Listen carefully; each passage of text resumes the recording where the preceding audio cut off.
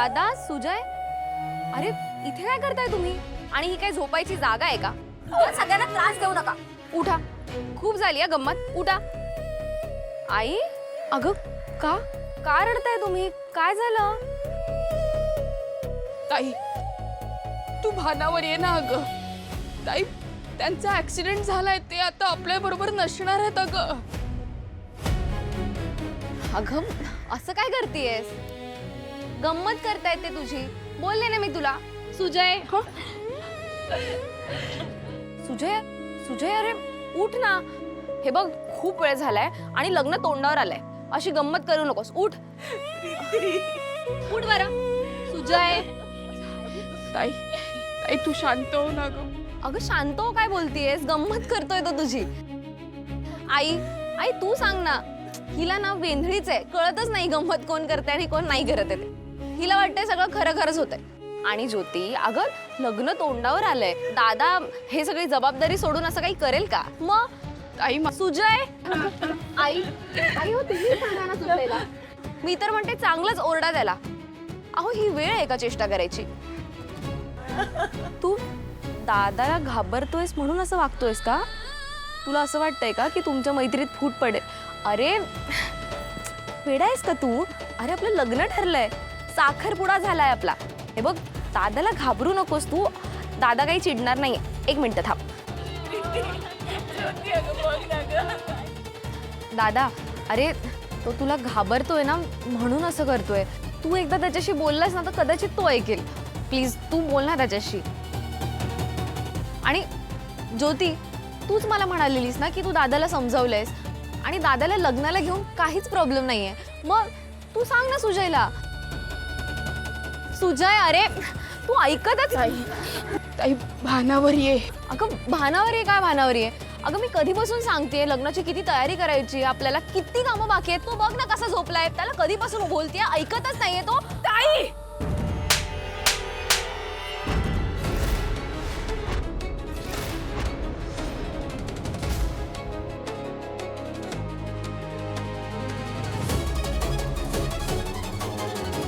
ताई सावर स्वतःला. भानावर ये अगं. अगं त्या दोघांचा ऍक्सिडेंट झालाय, ते नसणार आहेत आपल्या बरोबर. तू बघ, बघ दोघांना, ते नाहीयेत आता आपल्या बरोबर.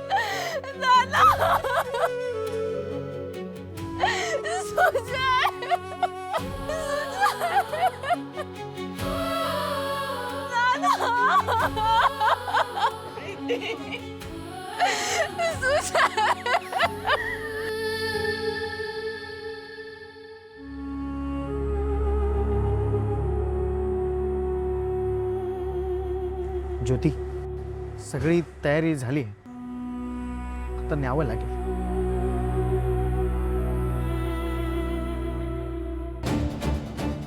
आम्हा सगळ्यांना माहितीये की ऍक्सिडेंट तुमच्याच घरातल्या एका माणसाने केलाय, पण तुम्ही ड्रायव्हरचा बळी देताय का? तो गरीब आहे म्हणून? काका, ही माझी मोठी बहीण, हिचं लग्न आहे.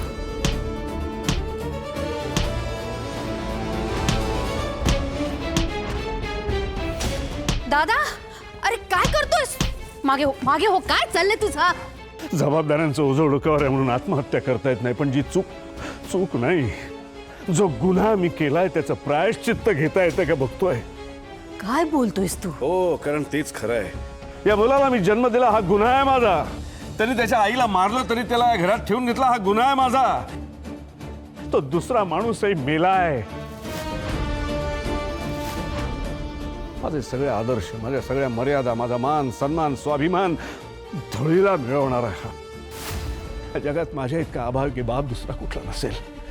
आणि हे सगळं माझ्यामुळेच होतं. या सगळ्याला मीच जबाबदार आहे, मीच जबाबदार आहे.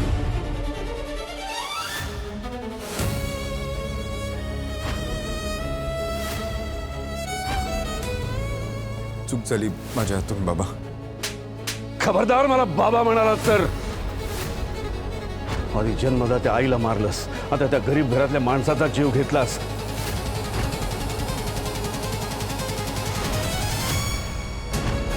हा माझा मुलगा याने केला ऍक्सिडेंट. का मागे लागलास आमच्या?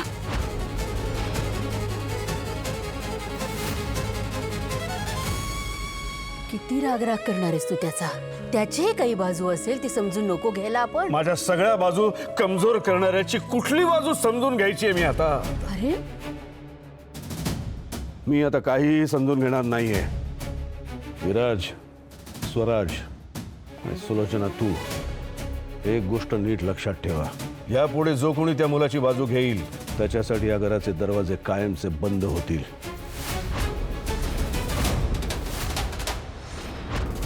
हे घर प्रामाणिकपणे कष्ट करणाऱ्या सुसंस्कृत माणसांचं आहे.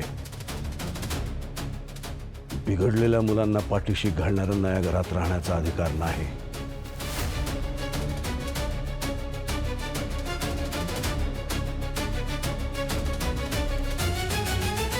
मला जरा पाठ लागते.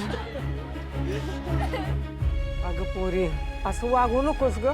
मगापासून पाहतोय तुझा सक्का भाऊ गेलाय, पण तुझ्या डोळ्याला एक बी टिपूस नाही आला.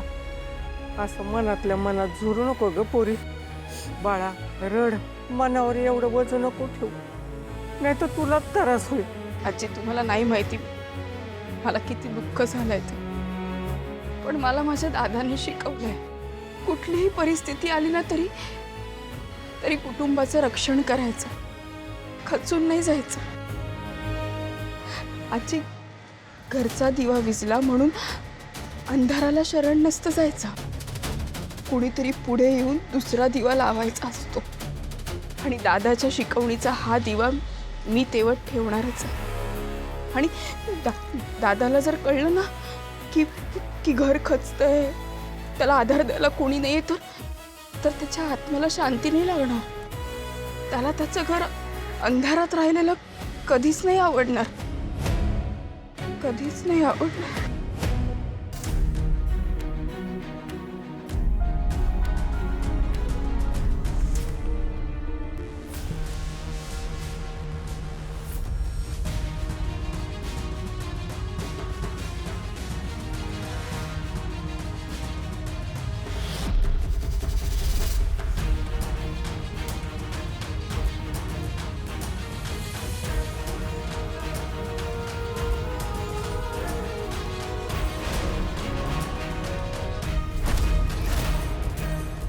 आता कशाला आले ते इथे?